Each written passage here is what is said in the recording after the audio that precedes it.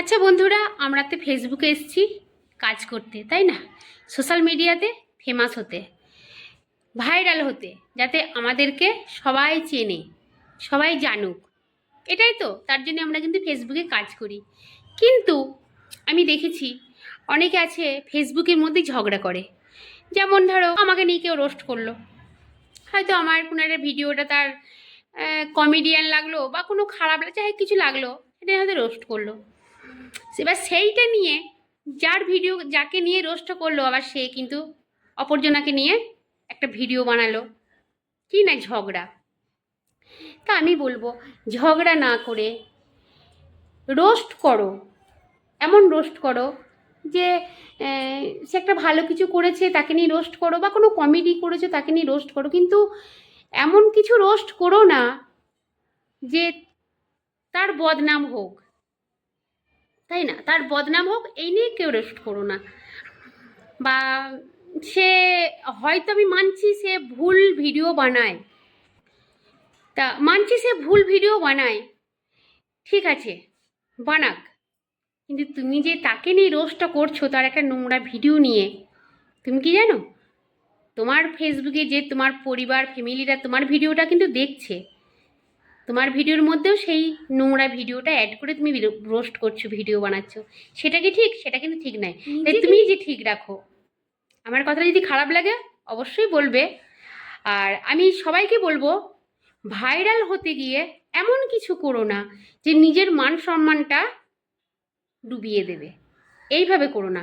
Viral হও, মানছি একটু টাইম লাগবে, একটু সময় লাগবে তোমার ফেমাস হতে। তোমার মধ্যে অন্য কিছু ট্যালেন্ট বার করো। তুমি ভালো নাচ করতে পারো, ভালো ড্যান্স, ভালো গান করতে পারো, ভালো রান্না করতে পারো, ভালো শাড়ির ডিজাইন পরাতে পারো, ভালো চুল বাঁধতে পারো, ভালো মেকআপ করতে পারো। এইভাবে তুমি ফেমাস হও, ভাইরাল হও।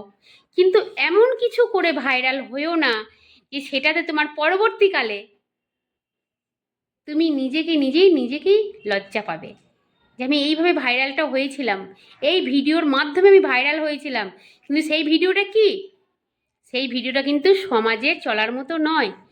তাই এমন কিছু হয়ে ভাইরাল হও যে তোমার মধ্যে ট্যালেন্ট আছে, সবাই তোমাকে ভালোবাসবে। এই যে আমি এমন ভিডিও বানাই, আমার প্রোফাইলে গিয়ে দেখবে কোন ভিডিওটা আমার না দেখার মতো, সবার সামনে দেখার মতো। আমি কিছু ভিডিও ব্লগ বানাই, কিছু রান্নার আছে, কিছু নাচ করি, কিছু গান আছে। আমার মধ্যে যেটুকু আছে আমি সেইটুকু ট্যালেন্ট আমি তুলে ধরি। তাই আমি বলবো তোমরাও তাই করো। এমন কিছু করো না যে সমাজের চোখে তুমি নিজেই খারাপ হয়ে যাবে। দয়া করে বলছি, অন গড বলছি, এমন কিছু করো না যে তোমাকে নিয়ে অন্য রোস্ট বানাচ্ছে।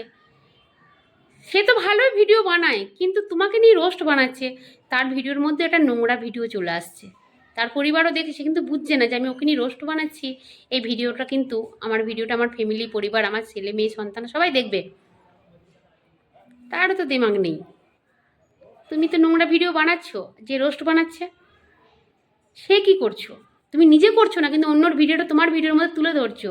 এইভাবে করো না, ঠিক আছে? ভালোভাবে বানাও ভিডিও, আমরা সবাই একসাথে পথ চলবো, একসঙ্গে আমরা ভাইরাল হব, আগাপিছু, তাই না?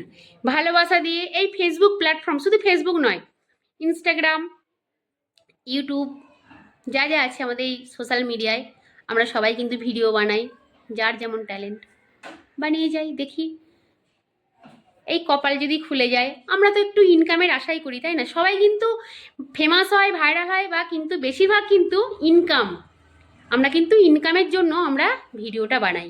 বেশিরভাগ কিন্তু আমাদের ঘরের মহিলারা, যারা হাউসওয়াইফ, তারা তো বাইরে গিয়ে কাজ করে না, সংসারের কাজকর্ম সব কিছু সেরে একটা ভিডিও বানায়। সেই ভিডিওটা ভালোভাবে বানাও। নাচ করতে পারো, নাচো। গান করতে পারো, গান করো, কিন্তু নোংরাভাবে নয়। এমন কিছু নোংরাভাবে নোংরা ড্রেস পরে তুমি ভিডিও বানিও না যে তোমার সন্তান সেই ভিডিওটা দেখে মাথাটা হ্যাট করে। কথাগুলো ভালো লাগলে অবশ্যই একটু সঙ্গে থাকো, ভালোবাসা দিয়ে থাকো, হিংসা নয়, কোনো হিংসা নয়, ভালোবাসা। রাখছি, ভালো।